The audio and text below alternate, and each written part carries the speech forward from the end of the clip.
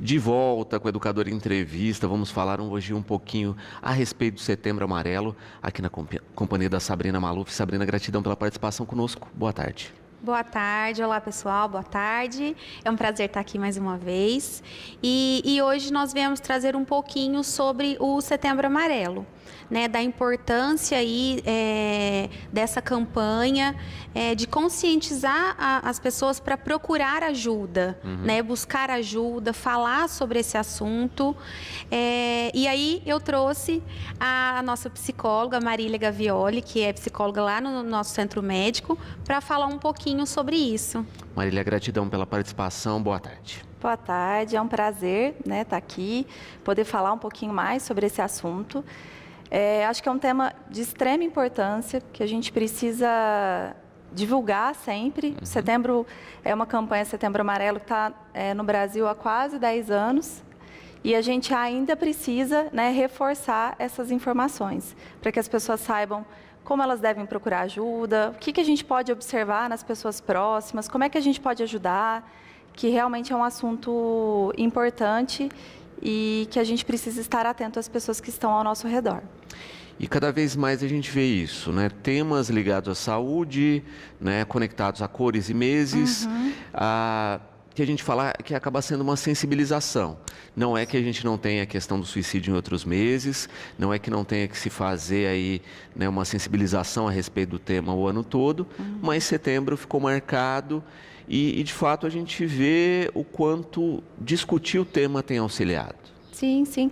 E eu entendo que, assim, dia 10 de setembro é o Dia Mundial, né, da prevenção do suicídio.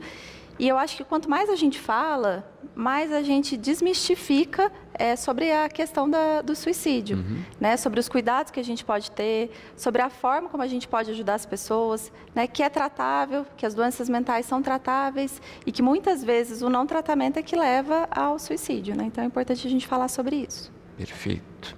Também é importante destacar, né, quando a gente fala da temática, que muitas vezes as pessoas acabam tratando de maneira muito clichê ou de maneira muito equivocada, não é? E isso acaba também sendo uma problemática do tema, porque não entende que isso está ligado à saúde mental, que é um problema ligado à saúde, não é? Tem que se dar, de fato, o peso necessário para o problema. Sim, sim. Eu entendo que quando a gente pensa em saúde mental, às vezes a gente tem um pouco de preconceito, né? Buscar por ajuda profissional, mas acho que tem que ser como qualquer outro problema de saúde. Se eu tenho um problema, se eu quebro uma perna, eu procuro ajuda, né? Eu vou no ortopedista, ele vai me encaminhar para o tratamento, vai fazer os procedimentos que são necessários. E com saúde mental é a mesma coisa, né? Eu tenho médico especialista, eu tenho psicólogo, eu tenho profissionais que estão aí capacitados para dar esse suporte nesse momento de necessidade. E é muito importante que as pessoas que estão ao redor, né, familiares, amigos, entendam da importância disso, de dar voz, de escutar, de dar suporte, que é doença de fato, né? A gente precisa ajudar e ser alguém para dar apoio mesmo nesse momento. E Sabrina, é importante quando a gente fala, né, na estrutura especificamente de clínicas, não é, que a gente percebe cada vez mais um interesse, uma procura pelo atendimento, não é? Como a gente falou no bloco anterior, a gente tinha um preconceito muito grande relacionado à saúde mental e agora a gente começa a ver uma rotina maior de preocupação. Isso, existe, como a Marília disse, realmente esse preconceito quando se trata de doenças mentais, né? E hoje a gente até vem falar sobre isso para quebrar um pouco desse tabu, porque ela deve dar a importância necessária e que é para que as pessoas procurem ajuda, né? Hoje lá nós temos 3 psicólogos, temos psiquiatra, para poder estar recebendo esses pacientes que precisam de ajuda e para que as pessoas quebrem isso e diminuam o preconceito quando se trata de doenças mentais. E também é interessante, não é, quando a gente fala especificamente do Setembro Amarelo, porque também não é só o paciente, a gente muitas vezes cai na questão familiar, né? Porque a gente fala muito do suicídio, mas a gente também tem um volume muito grande de tentativas. Sim. E aí muitas vezes se procura ajuda para essa pessoa e se esquece que a família também tem que ser preparada. Né? A família é um fator preponderante nesse trajeto de cura. Sim, sim. O familiar é o suporte, né? Quando a gente pensa em tentativas de suicídio, uma questão importante é a gente ficar atento, porque existe uma ideia, às vezes, a pessoa tentou algumas vezes, se ela quisesse de fato, ela teria conseguido, e isso não é verdade, né? O paciente, às vezes, ele tenta algumas vezes e em alguma ele talvez consiga o objetivo final, né? Então, a família tem que estar preparada para ir percebendo esses sinais de alerta, né? Então, perceber que a pessoa está ficando mais isolada, que ela passou a ter comportamentos que ela não tinha antes, que são diferentes, né, do habitual. A tentativa de suicídio, então, se a pessoa já teve uma tentativa de suicídio pregressa, né, então, medicamentos, tomar cuidado com coisas que possam facilitar, né, para que ele consiga cometer o suicídio. Então, a família tem que ser preparada para conseguir, de fato, auxiliar, né, ajudar. Perfeito. E muitas vezes não é, né? E a gente vê que muitas famílias nem procuram esse tipo de orientação, infelizmente. Porque a família às vezes nem sabe, né?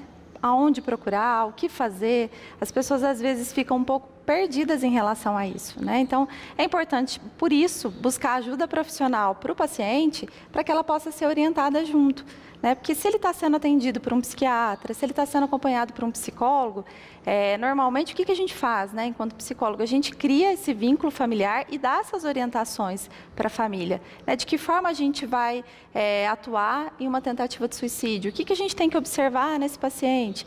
Então, o profissional também vai orientar o familiar se esse paciente estiver sendo acompanhado. Também quando se fala nessa questão, né, específica da tentativa ou da ameaça, né? O que o João coloca aqui, né? Como proceder, né? Como é que a família deve agir e como encaminhar, né, ou convencer a pessoa que ela precisa de um acompanhamento. A gente tem, né, as unidades básicas, então, assim, numa tentativa de suicídio, né, a gente tem a UPA aqui na cidade, que é o primeiro lugar para onde você tem que levar um paciente, né, mas procurar a ajuda profissional. Então, a família tem que apoiar, procurar o recurso, o médico, um psicólogo, encaminhar e levar esse paciente. Às vezes ele tem uma resistência, né, ele não quer, mas normalmente hoje existem protocolos já na saúde pública, né? Então, se você dá entrada com um paciente com tentativa de suicídio, já existe um protocolo a ser seguido, um encaminhamento, a forma como vai se proceder a partir daí. Também aqui a Aline colocando, né, a questão específica muitas vezes de encaminhamento à psiquiatria, né, mas sempre ela coloca aqui, né, que vê sempre a indicação de acompanhamento em paralelo com o psicólogo.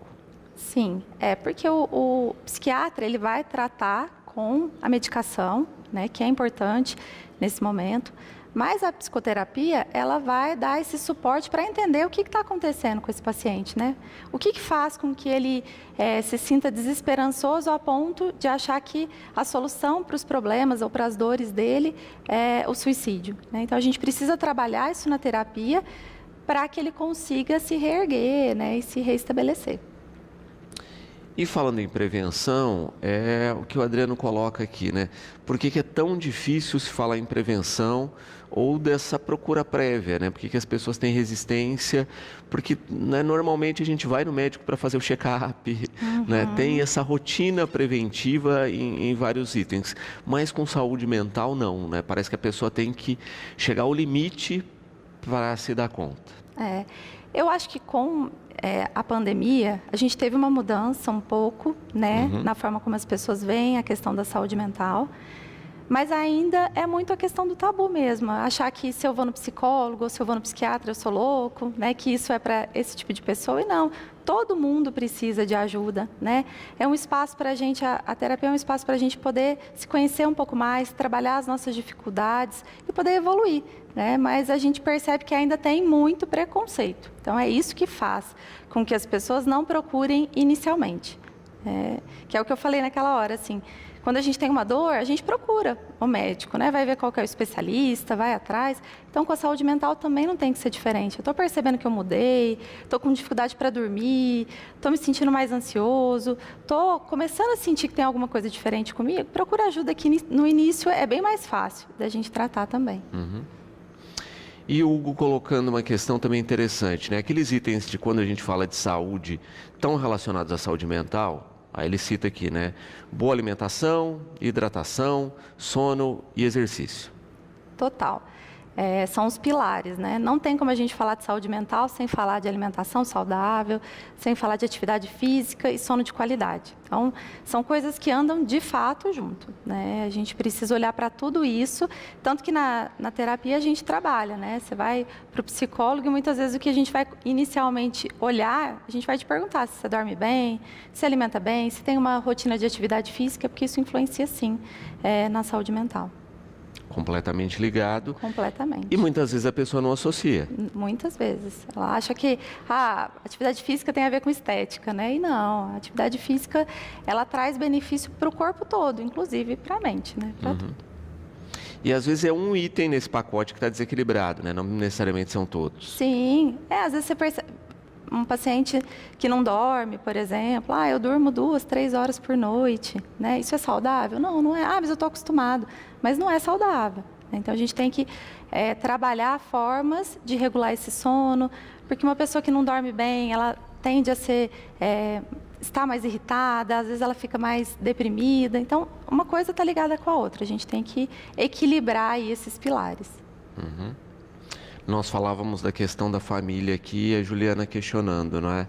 A questão, muitas vezes, da família se sentir culpada, né? Não tive atenção, achei que não era nada.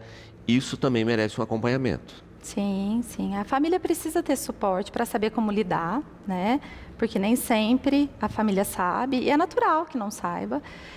Mas acho que mais do que a gente se responsabilizar e se culpar por o adoecimento de alguém, é a gente buscar recursos para cuidar dessa pessoa e se cuidar também. Porque é importante a gente pensar que quem não está bem também não consegue cuidar. Então, se eu não estou bem, eu provavelmente também não vou conseguir cuidar das pessoas que estão próximas. Então, a gente cuida da gente para poder cuidar do outro também. E a Elisângela colocando uma outra questão também interessante, que é a questão de faixa etária, né? Que infelizmente a gente vê diminuindo, né, nos casos de tentativa. A gente tem um aumento crescente aí das tentativas de suicídio entre jovens e adolescentes, né? Então, isso é bastante preocupante. É um fato que se associa muito a isso, né? Infelizmente também é o uso e abuso de álcool e drogas, né? Porque isso traz uma característica da impulsividade. Muitas vezes é aquele desejo que é sob o efeito do álcool, de alguma droga, né? Eu acabo tendo a coragem, né, assim, para cometer o suicídio. Então, isso vem aumentando bastante. Você já tem a impulsividade da faixa etária somada a isso. Somada a isso. E aí, isso é bastante preocupante. E aí, é importante, né, os pais estarem atentos às pequenas mudanças, a mudanças no rendimento escolar, por exemplo. Então, normalmente estão associadas. Então, são pequenos detalhes que a família tem que estar atenta, porque o jovem... essa taxa está aumentando, infelizmente, de maneira drástica, assim. E porque muitas vezes parece que as pessoas esquecem que já foram adolescentes também, né?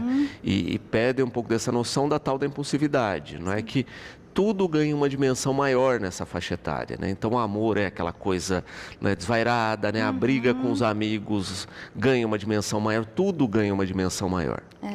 As emoções estão, né, mais à flor da pele na adolescência, né? Então, é normal, eles sentem as coisas de forma diferente. E não é porque, é exagero, né? Sentem mesmo, os hormônios estão se movimentando ali, é tudo muito diferente, né? Então, é importante ficar alerta, estar atento e ouvir, né? Ouvir, acompanhar esse adolescente, procurar ajuda. Percebe que o adolescente está tendo alguma dificuldade, às vezes teve dificuldade num relacionamento, com amigos. Procura ajuda profissional para que ele comece a ser acompanhado e que ele tenha um espaço para poder falar sobre isso, entender o que está acontecendo com ele. Né? Porque nem sempre ele se sente à vontade de falar com os pais. E não é que é um problema, né? É porque é uma característica também da adolescência, né? Sim.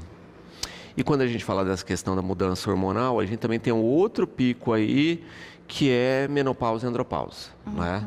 Que reduziu nos últimos anos, porque está tendo reposição de uma escala um pouco maior, mas que a gente via também sendo um público bastante afetado. Porque a mudança de vida também, né? Você tem a questão, às vezes a pessoa era muito ativa profissionalmente, e aí ela não se prepara para essa aposentadoria, por exemplo, e aí quando ela se vê sem a rotina do dia a dia, ela se sente inútil, né? E ela tem N outras coisas que ela pode fazer e contribuir, até porque já contribuiu, né, muito. Mas isso acontece por isso, né? Muitas vezes ela se desconecta daquilo que ela não consegue achar mais razão para viver, né? Então isso é um público que a gente também tem que ficar atento. Também aqui, Luísa, né, colocando uma questão que a gente estava falando aqui a respeito de como intervir, né? Muitas vezes as pessoas não têm preparo para essa intervenção, que deveria ser o profissional. E a gente vê muito mais as pessoas tentando ajudar do que tentando encaminhar o profissional. E isso também é uma problemática. Porque às vezes você tenta, eu converso, eu falo, isso é bobeira, não liga para isso não. E assim, eu não encaminho, né? Eu não oriento de fato alguém que está capacitado para atender esse paciente. Então, acaba protelando demais, né? Uma coisa que podia ser sanada às vezes inicialmente. Acaba criando aí um ruído mais do que uma solução. Sim. Não é? Também aqui, nossa espectadora aqui querendo saber se tem ligação, né, suicídio com a síndrome repentina do pânico, né? Síndrome do pânico tem ligação a alguns casos?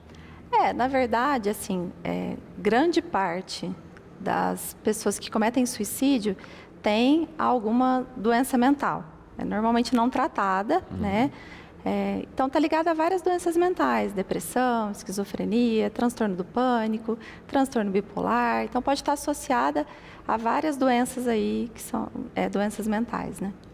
Não tratada e muitas vezes não diagnosticada, né? Isso também é um fator. Sim, porque às vezes a pessoa nem sabe, né, que tem, ela sente alguma coisa há muito tempo, nunca procurou o recurso, né? E aí isso vai só se agravando, né? Então, se eu estou passando por um momento de maior tristeza, eu não sei se é depressão ou não, mas se eu procuro ajuda, né, eu consigo ser diagnosticada e tratada da maneira correta. E para problema mental a gente tem tratamento, né, que é uma coisa importante da gente falar. Se eu procuro ajuda para qualquer transtorno mental, eu consigo tratar, eu consigo ficar bem, então é importante procurar, né? Existe tratamento, acho que isso é a questão. E o que a gente fala pouco, é lógico que agora a gente tem visto uma rotina maior disso, né? De pessoas dando depoimento, né? Olha, que se trataram, né, da evolução disso, porque ainda é uma coisa muito, né, pouco divulgada. A gente tem uma história aí com a saúde mental, né? De antigamente, então assim, dos manicômios, dos tratamentos muito invasivos, mas a gente evoluiu muito em relação a isso. Então, tem medicamentos que trazem baixíssimos efeitos colaterais, então as pessoas conseguem ter uma vida normal tratando as doenças mentais, mas a gente precisa realmente se abrir para isso, para ir buscar ajuda e entender um pouquinho mais sobre si mesmo. Perfeito. Rogério, aqui também falando, parabenizando pela temática, né, a respeito do Setembro Amarelo, e colocando aqui também uma questão de rotina de tratamento, né, em especial para os pacientes que têm que ter alguma questão medicamentosa, e que muitas vezes furam com esse medicamento ou associam a álcool, né? Infelizmente, também é uma questão comum. Sim, e é importantíssimo, né? Como qualquer tratamento, então eu estou doente, vou tomar um antibiótico. Eu sei que eu tenho que tomar tantos dias, no horário correto, senão o tratamento fica prejudicado. E para a doença mental é a mesma coisa. Então eu tenho que tomar medicação, eu tenho uma regularidade para tomar, porque se eu tomo 2 dias, não tomo 3, e aí eu espero que o efeito seja esse medicamento não está fazendo efeito para mim, mas será que eu estou tomando da maneira correta?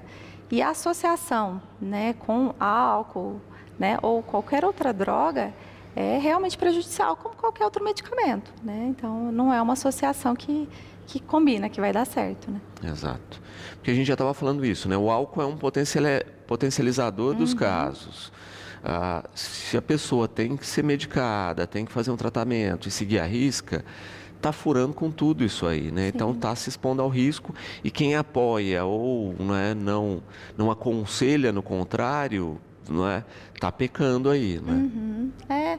E é um tratamento contínuo, né? Então eu não posso simplesmente, hoje eu não tomo a medicação porque hoje eu vou beber, né?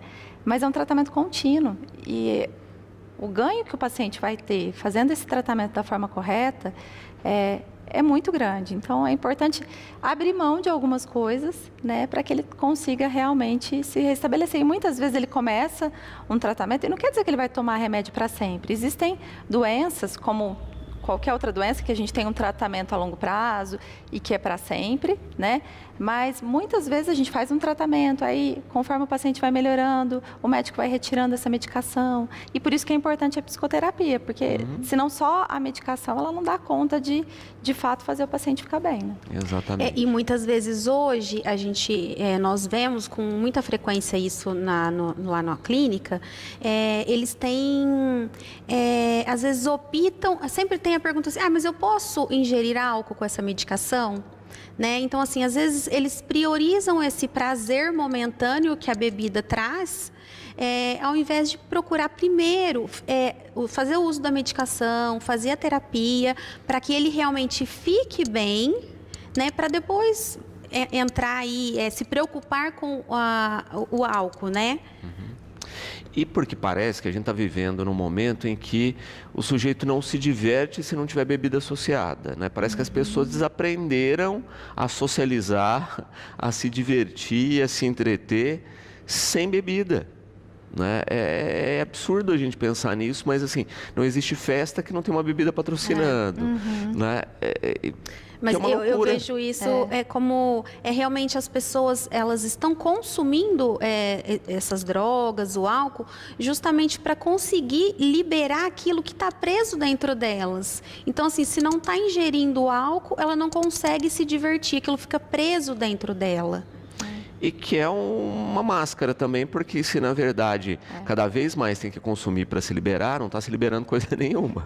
Eu acho que se você tem essa característica, né, assim, eu preciso, no final de semana, eu preciso beber para extravasar, para conseguir falar algumas coisas. Então, a gente já tem algo a ser tratado, né? Porque não é natural que a gente precise de uma droga, né, para conseguir liberar aquilo que pensa, para encontrar uma alegria, né? Para ficar mais alegre. Então, se é esse o caminho, a associação está sendo feita de forma errada. Exato. Né? E não é porque é uma droga legal que deixa de ser droga. Não, é bom deixar isso claro. Falamos, não é, nos blocos anteriores a respeito da caracterização do mês, da importância de se falar, de se enfatizar. E de algumas ferramentas de conversa, né, que se tem aí. O Caio coloca aqui muito a respeito de um primeiro contato, né, que faz uma diferença muito grande, que é o próprio CVV, né, ou os canais de comunicação aí, que é lógico, não tratam, são ações pontuais, mas que há algumas décadas fazem a diferença nas horas de pico aí, que o sujeito não tem outro caminho. Sim. O CVV é um recurso super importante. Eles modernizaram, além do telefone, consegue falar via chat. Então, assim, é um recurso importante, porque muitas vezes as pessoas não têm com quem falar, né? Então, se eu tenho um parente próximo, alguém que eu posso recorrer, mas existem pessoas que, de fato, não têm a quem recorrer. E o CVV está aí para dar esse suporte. Perfeito. Porque é isso, né? Às vezes, em um momento, tendo um canal, uma válvula de escape, um campo de desabafo, ajuda muito. Sim. Ao invés do que às vezes as pessoas pensam, falar sobre suicídio vai estimular a pessoa. Não. Às vezes ele está precisando falar sobre isso para desabafar, para liberar, né, aquele estresse, aquela ansiedade sobre aquele tema, e isso alivia. E aí faz com que ele consiga passar por aquele momento ali de dificuldade. Exato. E é uma questão diferente, né? Uma coisa é falar sobre casos de suicídio, e isso sim estimula, né? Tanto que a gente tem até na pauta, nos códigos de ética da imprensa, não se noticia mais suicídio, Sim. não é? porque acabava sendo um gatilho, não é, que estimulava outros casos. Mas falar sobre, a gente tem visto que é de fato uma ajuda, e justamente porque quebra muitas vezes esse tabu da pessoa procurar a ajuda necessária. Dela entender que não é só ela que está passando por isso. Exato. Né?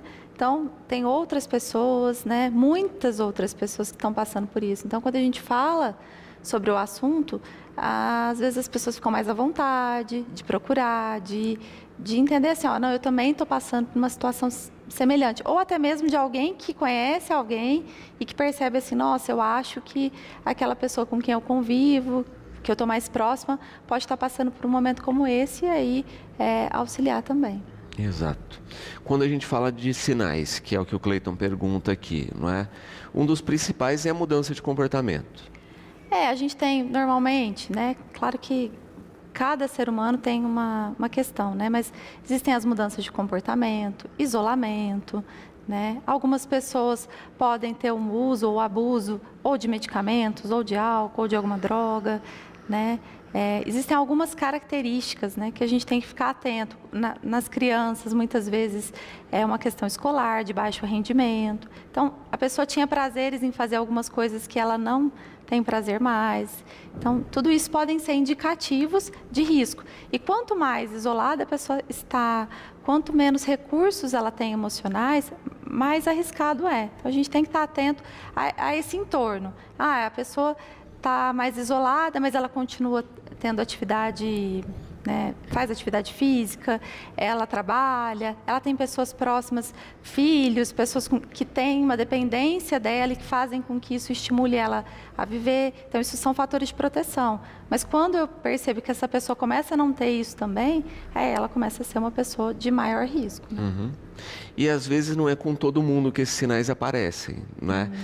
Muitas vezes as pessoas tomam um susto aí, né? Porque fulano era famoso, é comediante, né? Então, às vezes as pessoas têm um comportamento, entre aspas, do seu normal em alguns ambientes e em outros não. Que é a questão das máscaras, né? Às vezes a gente tem máscaras que são convenientes e não é porque a pessoa quer, né, enganar as pessoas, mas é a forma como ela aprendeu a lidar com aquilo. Então, e aí, normalmente, as pessoas que de fato são próximas, os familiares, né, amigos mais próximos, são as pessoas que vão ver isso mais claramente. Até porque você conhece mais a pessoa e porque ela não consegue manter essa característica, né? Mas, às vezes, na vida, no trabalho, a pessoa nem demonstra nada. E aí está em um sofrimento emocional gigante que a família está percebendo em casa, né? Rose também colocando aqui, parabenizando pela temática, e diz que só se deu conta do problema quando ouviu o depoimento de outras pessoas nas redes falando da questão, do que passavam e como procuraram ajuda, não é? Muitas vezes é um pouquinho invasivo isso, mas a gente vê que muita gente está ajudando as outras quando coloca a sua situação e o que enfrentou. Sim, é super importante, né? A gente vê que porque a pessoa se identifica, porque aquilo é de fato algo, não é alguém falando tecnicamente sobre o assunto, né? É alguém que viveu como aquela pessoa. Então traz para a realidade mesmo, para algo que assim, ele entende aquilo que eu estou vivendo, né? Porque ele passou por isso também. E Ana Luísa aqui também parabenizando pela temática. E colocando a questão específica de perfis de tratamento, né? Como a gente falou assim, são vários, né? Tem pessoas que vão ter que, lógico, ter uma ação medicamentosa, outras não, e etc. Mas ela diz justamente isso, né? Quando a gente fala de saúde mental, você tem um perfil de diagnóstico, né? Não são questões que você vai lá, faz um exame médico e no dia seguinte você tem o diagnóstico. Por isso, acho que muitas vezes as pessoas param, desistem, né? Tem que ter uma resiliência aí. Sim. É porque assim, não é uma coisa de fato que você faz um exame e percebe a doença, né? É algo que tem que ser acompanhado. A história pregressa dessa pessoa importa. Então, você vai entender o que aconteceu na vida desse paciente, né? O que pode ter motivado a situação que ele está hoje, se é uma situação atual, são situações anteriores. Então, tem toda uma avaliação para que a gente possa elaborar um diagnóstico. O diagnóstico, ele é importante porque ele é um norteador, mas ele não é o essencial, né? A gente vai tratando mesmo sem ter um diagnóstico, né? Você trata os sintomas e aí, à medida que você vai acompanhando mais esse paciente, é que é possível você trabalhar com diagnóstico de fato, né? Exato. Rodrigo aqui, tem algum condicionante genético ou mais dados ambientais? Por exemplo, olha, né, alguém na minha família teve a problemática, eu reproduzo. Existem alguns estudos que falam sobre as doenças mentais, né, e essa questão genética. Então, existe essa relação. Também é considerado um fator de risco se eu já tive histórias de suicídio na família, porque, né, isso acaba fazendo parte da história daquela família, então isso também é um indicativo.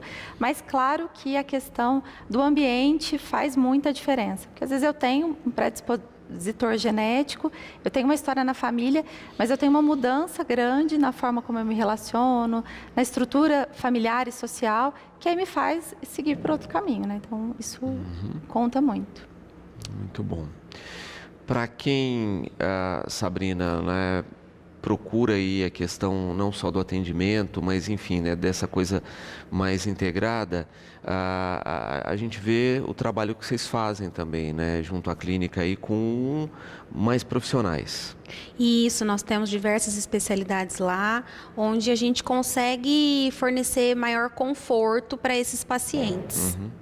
Lembrando sempre, a gente enfatizou da última vez, que vocês não têm um plano de saúde, é uma clínica que reúne vários profissionais. Isso, somos um centro médico, é uma clínica particular, trabalhamos com alguns convênios, alguns médicos são credenciados em alguns convênios, mas também somos uma clínica de valores acessíveis. Perfeito. Também, Marília, quando a gente toca nesse cômputo aí de acompanhamento e de ação, também é importante falar isso, né, que o Hugo coloca. Cada pessoa tem um tempo, né? Então cada tratamento é individualizado, cada acompanhamento é individualizado, inclusive em alguns casos a alta. Tem gente que vai ter acompanhamento a vida toda, tem gente que não. Sim, sim. O ser humano é único, né? Não tem como não tem uma receita que serve para todo mundo. Então depende do tratamento, depende da situação de cada um. O tratamento é de fato individualizado.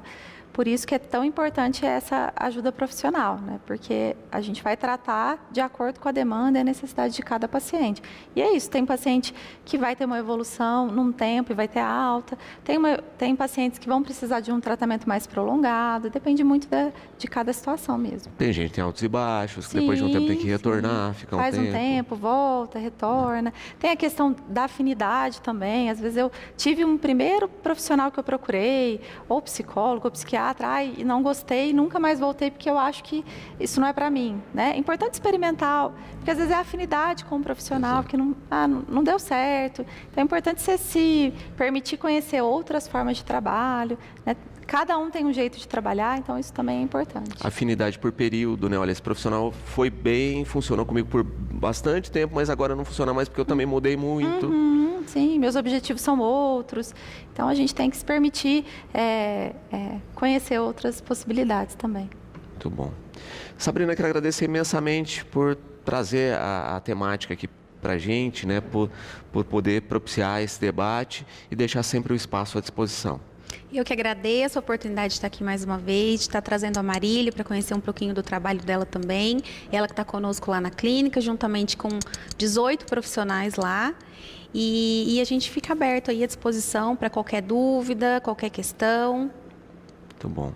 Marília, gratidão, né, pelas informações. Espero que a gente tenha aí sensibilizado as pessoas que estão nos assistindo, não é? E que elas continuem, né, encaminhando corretamente as pessoas para o profissional adequado, para o correto tratamento. Sim, eu que agradeço. Acho que é uma oportunidade a gente poder falar sobre isso, né? É muito importante que a educadora abra esse espaço para que a gente possa falar um pouquinho e para que possa tocar em algumas pessoas, para que busquem ajuda se for necessário, né? E eu me coloco à disposição também.